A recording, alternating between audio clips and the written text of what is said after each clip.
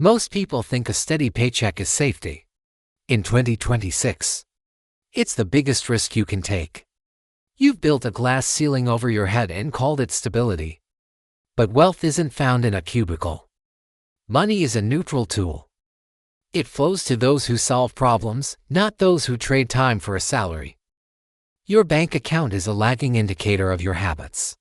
If you want more in the bank, you need to be more in the mind. Stop chasing the dollar and start chasing the skill. The hustle gets you paid. The mindset keeps you wealthy. Don't just work, evolve.